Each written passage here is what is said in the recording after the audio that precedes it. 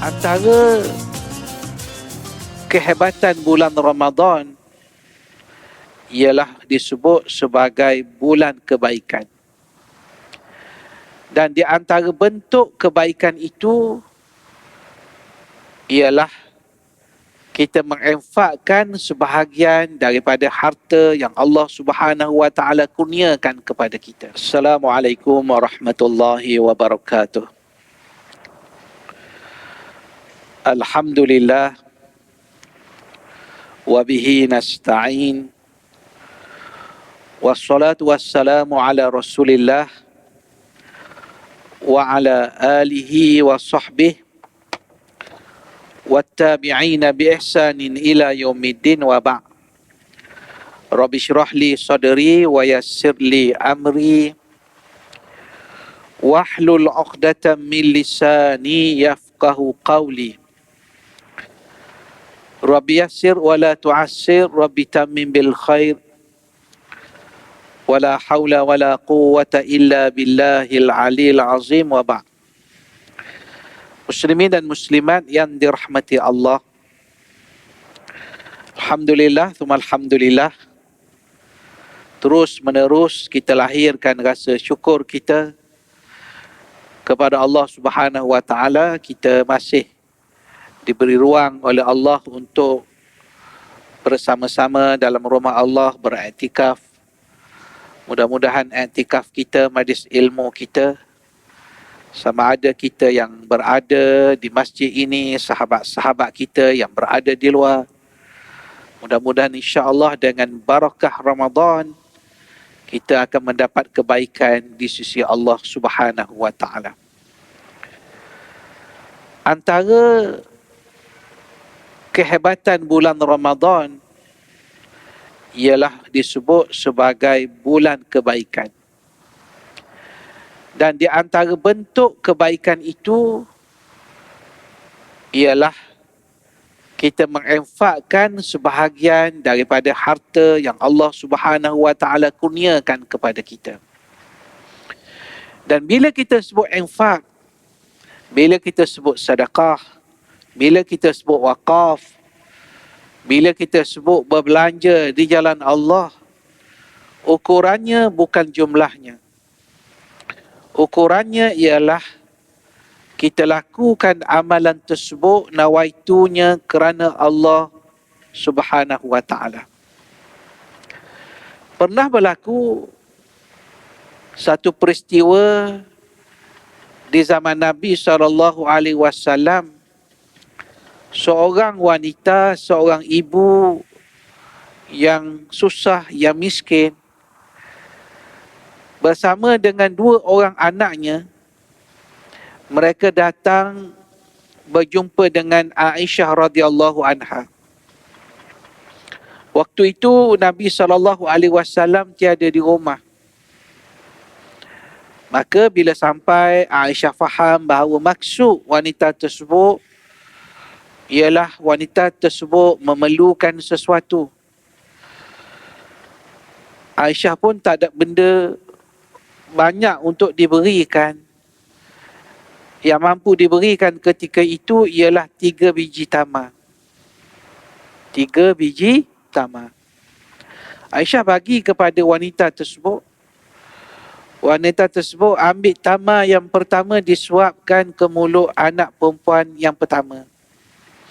Tamar yang kedua disuapkan ke mulut anak perempuannya yang kedua. Satu lagi baki tamar itu, wanita tersebut ingin masukkan ke dalam mulutnya. Bila dia nak masukkan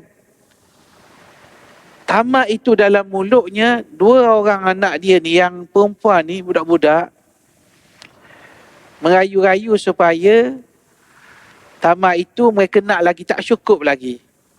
Biasalah budak-budak memang macam tu.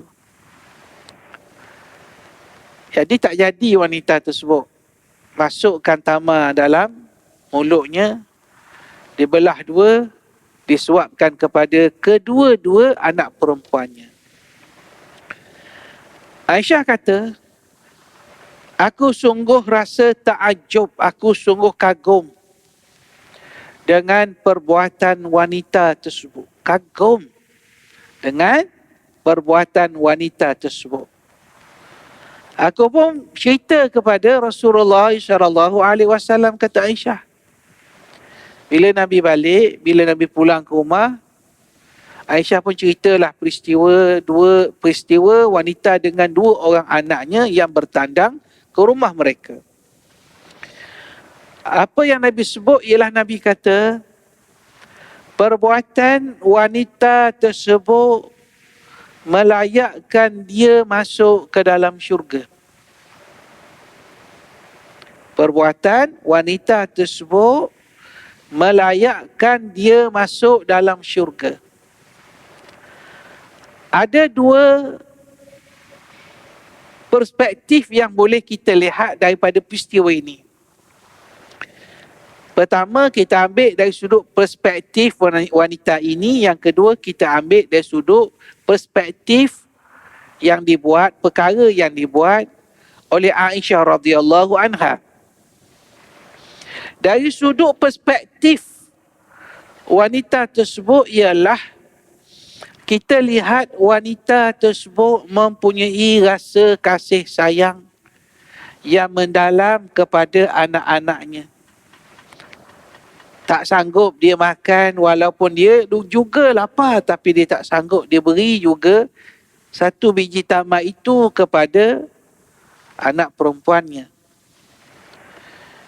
Dan saya fikir bila kita baca kisah seperti ini, ia juga mengingatkan kita bahawa itu juga yang dibuat, yang dilakukan oleh ibu kita, oleh mak kita dulu.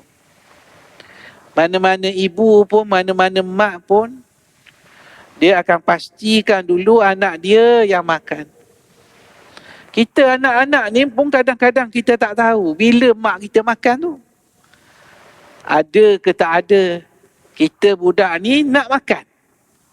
Mudah-mudahan perbuatan ibu kita, sama ada ibu kita masih ada ataupun ibu kita sudah meninggal dunia, kita harapkan perbuatan ibu-ibu kita ini mencontohi seperti mana perbuatan yang dilakukan oleh wanita dalam cerita ini, yang Nabi SAW menyebut bahawa dia masuk ke dalam syurga.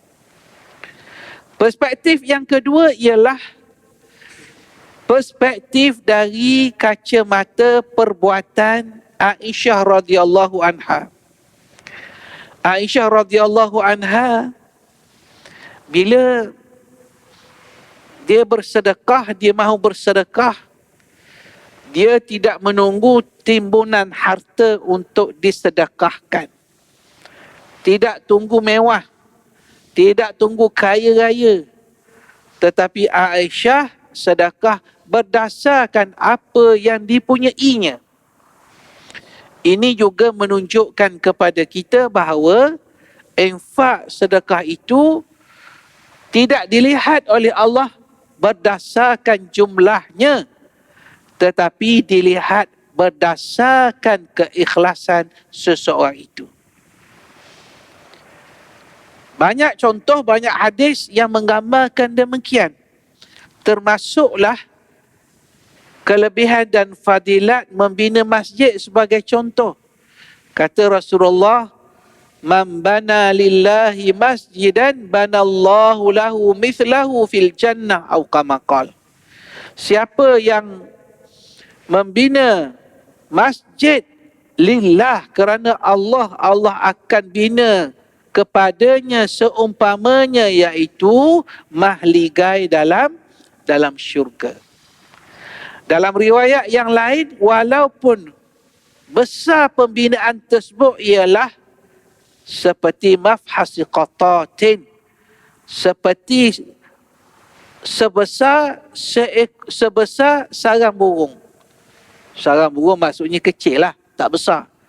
Jadi para ulama kata maksudnya di situ bukan jumlah yang diinfakkan, tetapi dilihat orang itu sama-sama membantu untuk mendirikan rumah Allah Subhanahu wa taala. Justru itu tidak ada jumlah yang dikhususkan oleh Nabi untuk kita membantu orang lain. Bantulah mengikut kemampuan yang ada kepada kita. Nabi tak pernah sebut hendaklah kamu infak 1,000 dinar ke 2,000 dinar ke. Nabi tidak pernah tetapkan. Tak pernah tetapkan.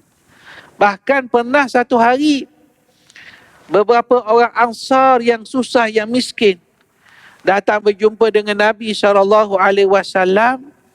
Mereka ini mengadu kepada Nabi, iaitu mereka ni orang susah, mereka ni orang miskin, tidak ada kemampuan untuk bersedekah macam orang lain. Tak mampu kami, kata mereka kepada Nabi.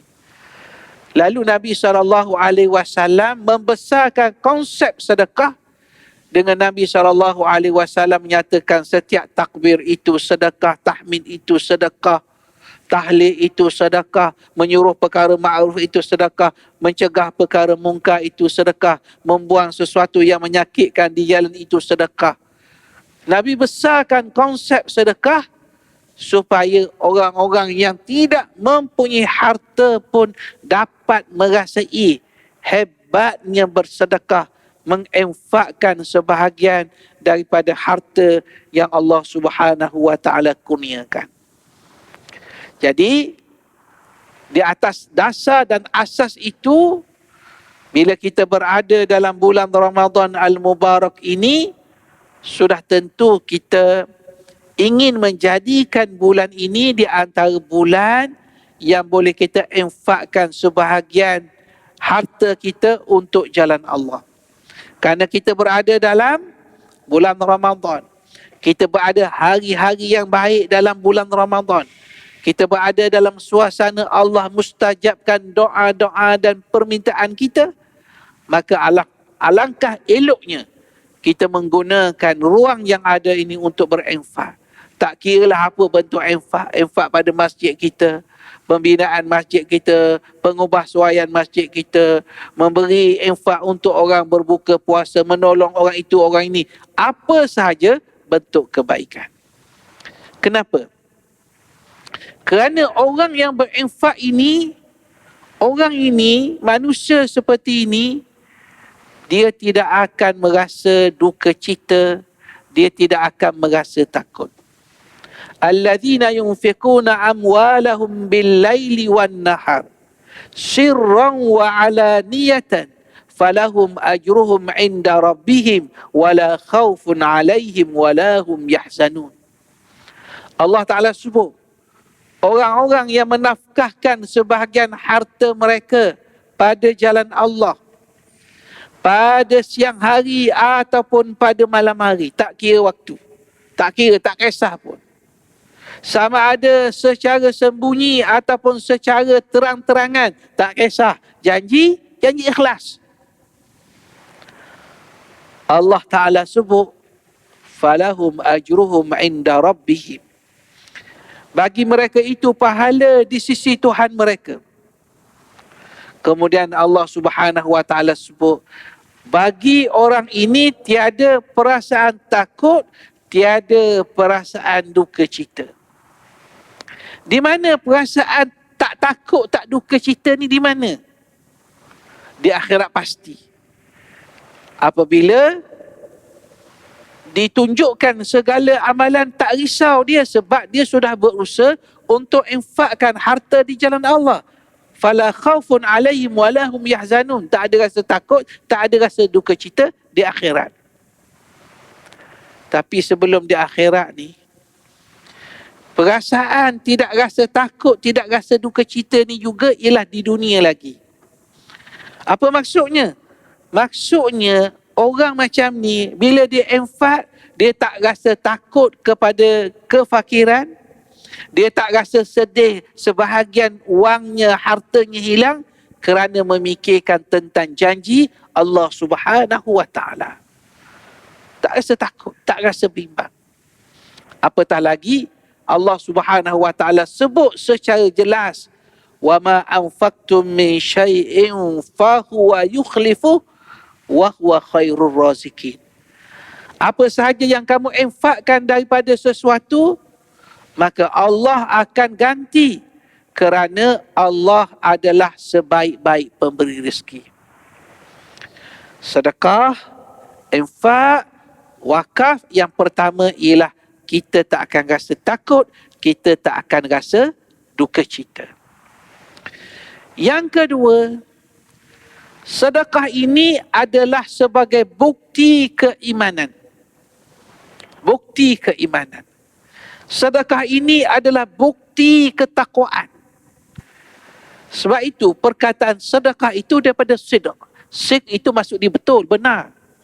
Maksudnya kalau kita benar, kita percaya kepada janji Allah, sudah tentu kita akan infakkan sebahagian harta yang Allah Subhanahu wa taala kurniakan kepada kita. Sebab kita yakin kepada janji-janji Allah Subhanahu wa taala. Justru kita lihat orang yang melakukan kesalahan, melakukan kesilapan, bertaubat kepada Allah pun diminta dan digalakkan supaya disusuli dengan perkara-perkara kebajikan. Buat perkara-perkara yang baik. Antaranya ialah bersedekah. Seorang sahabat Nabi, namanya Ka'ab bin Malik. Ka'ab bin Malik. Ka'ab bin Malik ni kalau kita baca kisah beliau ni merupakan antara 3 orang sahabat yang cuai, yang tidak menghadiri, yang melarikan diri dari peperangan Tabuk. Dia tak pergi perang Tabuk. Dan lari daripada peperangan yang diperintahkan oleh Nabi itu satu kesalahan yang cukup besar. Jadi apa yang dibuat oleh Rasulullah? Balik daripada perang Tabuk, Nabi SAW perintahkan kepada para sahabat radhiyallahu anhum supaya memulau Ka'ab dan kawan-kawan ni, 2 orang lagi ni. Tak ada orang cakap dengan dia. Tak ada orang boleh bersembang dengan dia. Tak ada orang bermuamalah dengan dia. Kena pulau. Bayangkan. Nabi pulau dia, sahabat-sahabat pulau dia. Rasa sesat dia tu luar biasa lah. Sudah tentulah. Dia bertaubat kepada Allah. Mohon ampun kepada Allah. Berbulan-bulan. Ditinggalkan begitu. Sehingga Allah Ta'ala turunkan ayat Al-Quran. Dalam ayat itu Allah memberi gambaran bahawa Allah sudah mengampunkan kesalahan yang dilakukan oleh Ka'ab bin Malik. Selepas itu, rasa seronok, rasa gembira, Ka'ab ni tak boleh nak bayang lah. Dia jumpa Nabi. Dia jumpa Nabi, dia kata, "Ya Rasulullah, sebagai menebus kesalahan saya nak infakkan semua harta saya. Semua harta saya nak infakkan. Saya nak sedekah semua." Apa jawab Rasulullah SAW? "Amsik ba'da amwalid wa huwa khairul lak," atau kama qala. Kata Nabi SAW, hendaklah kamu pegang sebahagian daripada harta kamu. Maksudnya, jangan kamu infak semua, jangan kamu sedekah semua. Sebahagian itu kamu pegang. Maka kata Rasulullah, itu adalah lebih baik bagi kamu. Maksudnya, infak ni bukanlah bila sebut sedekah ni mesti semua sekali. Nabi pun tak benarkan seperti yang berlaku kepada Ka'ab bin Malik, sampai kita lepas tu nak makan pun minta dengar orang, isteri nak makan, nak itu ini, anak-anak keperluan semua, kita minta pula dengar orang. Tak boleh. Nabi kata kamu kena pegang sebahagian daripada harta kamu. Poin yang saya nak sebut ialah Ka'ab bin Malik ni dia nampak bahawa di antara cara nak hapuskan dosa, cara nak Allah beri keampunan, ialah dengan selepas taubat itu kita susuli dengan amalan-amalan soleh. Bayangnya, puasa sunatnya, dan termasuklah infak, membelanjakan sebahagian harta ke jalan Allah Subhanahu wa taala. Ini kehebatan sedekah. Satu lagi ialah kehebatan daripada ibadat sedekah kita ini, ianya dapat memberi satu bentuk penyucian kepada harta dan hati kita. Allah Ta'ala sebut, khudh min amwalihim sadaqatan tutahhiruhum wa tuzakkihim biha. Wahai Muhammad sallallahu alaihi wasallam, ambillah sebahagian daripada harta mereka sebagai sedekah, sebagai zakat. Tujuannya ialah untuk menyuci dan membersihkan mereka. Ada dua perkara yang perlu kita bersihkan, kita sucikan. Yang pertama ialah harta kita, supaya dalam harta kita itu yang kita pakai, yang kita guna itu, sebahagian itu adalah hak orang-orang yang memerlukan. Jadi kita keluarkan sedikit. Kalau zakat 2.5%, kalau sedekah apa yang mampu kita sumbangkan. Ia adalah bentuk sebagai penyucian kepada harta kita. Bila harta itu suci, harta itu jadi harta yang berkat. Harta yang berkat. Kita belanjakan sesuatu yang berkat, sebab tidak ada hak orang dalam tu. Itu nama berkat. Dan bila berkat itu akan memberi makna dawamul khair wa baqa'u, kebaikan yang kekal terus menerus daripada harta yang Allah Subhanahu wa taala kurniakan kepada kita. Sucikan harta. Yang kedua ialah sucikan diri kita.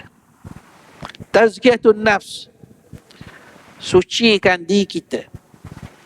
Kita manusia ni, dia ada dua benda. Yang pertama, kita nak isi ataupun kita hiaskan diri kita dengan sifat-sifat mahmudah. Sifat-sifat yang baik. Sifat-sifat yang positif. Makarimil akhlak yang baik. Kita nak masukkan benda-benda yang baik, pemurah, penyayang, kasih sayang itu ini dalam diri kita.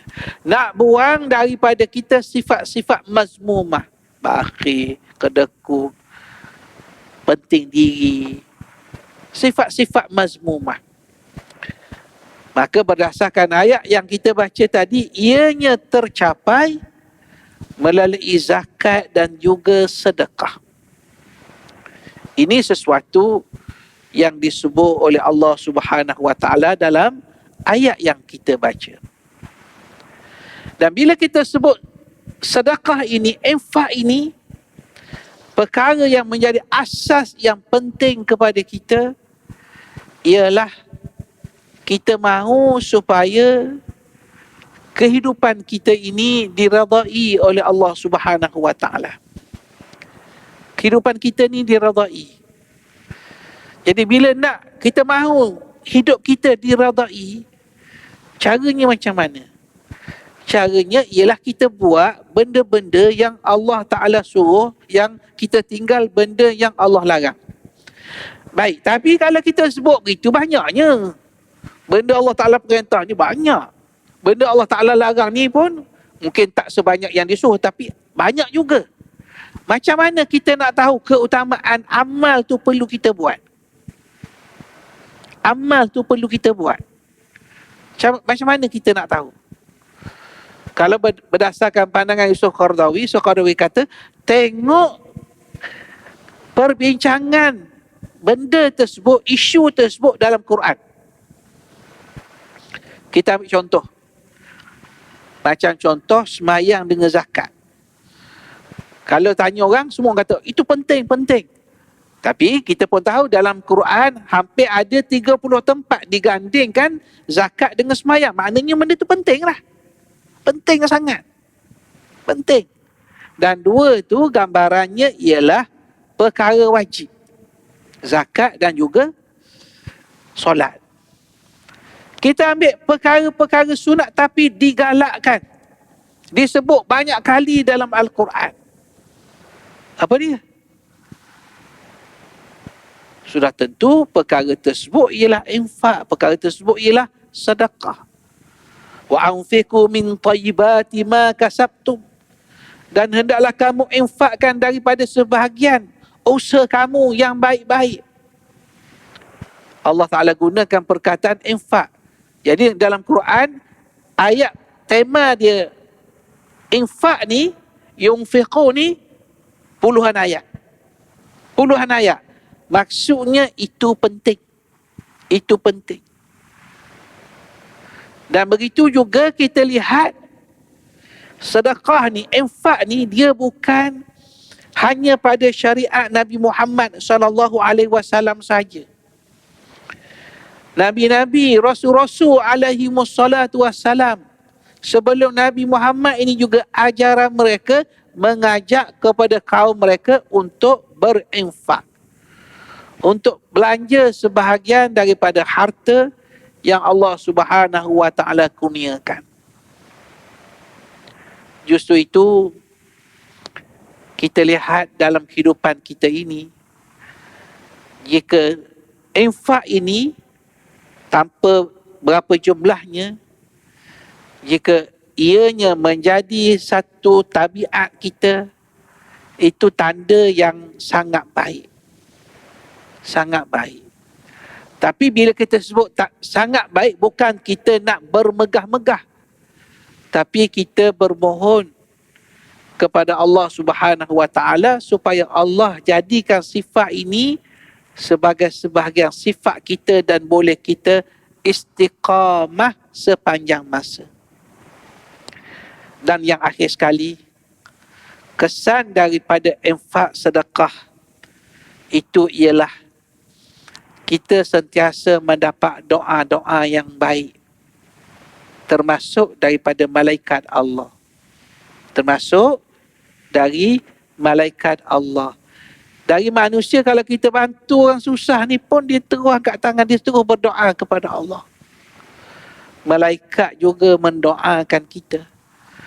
Sebab itu digambarkan dalam hadis, tidak berpagi seseorang itu melainkan ada malaikat yang berdoa, Allahumma a'ti munfiqan khalafa, Allahumma a'ti mumsikan talafa. Ada dua malaikat setiap pagi yang mendoakan kita.